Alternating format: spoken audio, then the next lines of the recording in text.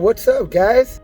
Hello everyone, Hi everyone, my name is Dominique. my name is Janessa Arredondo Outreach Facilitator Jaime Sandoval here. and I am an outreach facilitator for Project Vida.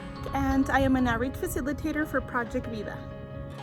And so in the next few weeks, we're going to be talking about topics to help you and educate you on your mental health. We hope that you enjoy these videos and don't forget to follow us. Here we go. Hi everyone, welcome to our third lesson. Today we will be talking about your future. Before we start our lesson, I have an interesting fun fact for you. Did you know that Walt Disney is in the 6 most famous people who failed before succeeding? Well, here's why. Walt Disney formed his first animation company in 1921 in Kansas City. He then made a deal with a distribution company to ship his cartoons to New York and get paid after 6 months. Because of the circumstances, he had to terminate this company. He had no money to pay his rent and was reportedly surviving out of dog food. Can you believe it? Well, fortunately, he then won 59 Academy Awards, and it is now the greatest animator of our time.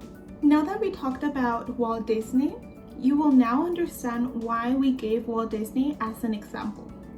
Today, we will be learning about barriers, how to work through them, and how they look like in real life.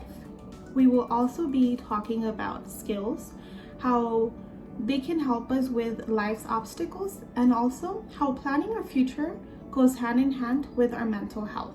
Now I will be explaining what barriers are if you do not understand what a barrier is. Personal barriers in life are impediments to desired growth personally, professionally, spiritually, or socially. They can be psychological or emotional.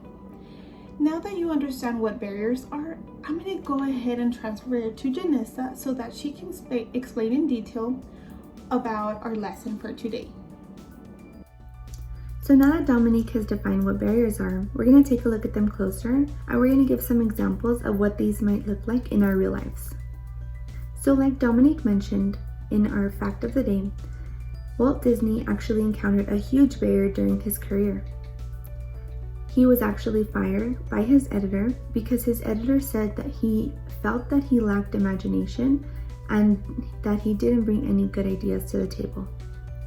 But little did he know that he'd be the great animator of our time. Another example would be the lack of knowledge of resources that we have to us as individuals. Another example would be that youth don't have full civil rights. So this translates into a problem when someone goes out looking for services alone. Another example would be college. You can face problems with figuring out how to pay for school, maybe even choosing a career path. And the last example would be a mental illness, because this can range from anxiety to depression and many other severe issues. So why should we try to overcome these barriers?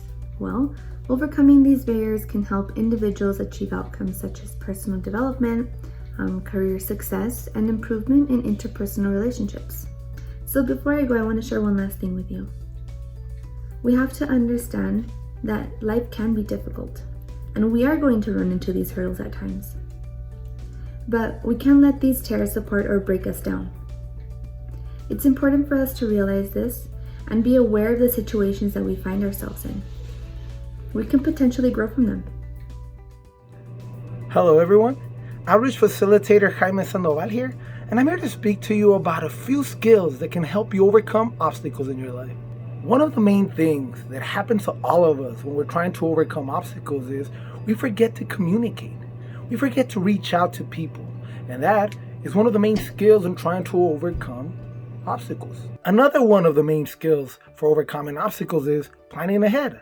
A lot of times when reaching for our goals, we forget to plan for obstacles along the way, and that can really halt our process. What that simply means is that you are very aware that life isn't perfect, and that when you're shooting for your goals, there's going to be a lot of obstacles. Yet, we all have that internal drive inside of us that can help us overcome those obstacles, and that is pretty much what resiliency is. Now that you have these 3 skills, hopefully your obstacles don't seem so difficult to overcome. One of the main things that you could be asking yourself right now is, how does planning for your life go hand in hand with mental health? Think about it like this.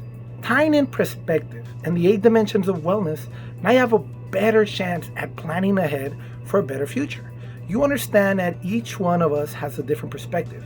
And you also understand that in order for you to be a well-off individual, you need to be well-off in 8 dimensions of your life. The next step would be then to map your life. Start thinking about how you want your life to look. And that in turn helps you maintain a healthy, well-balanced mental health.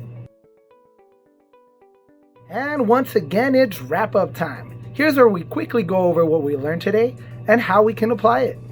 Today, we learned about how to plan ahead for those barriers that we might encounter in life. It's important to talk about this because how we deal with life's barriers can positively or negatively affect our mental health. I want you to apply the knowledge that you learned today by using your communication skills. Start talking to your mom, your dad, or whoever's around you right now about what obstacles they had to face in life and how they can help you overcome those obstacles.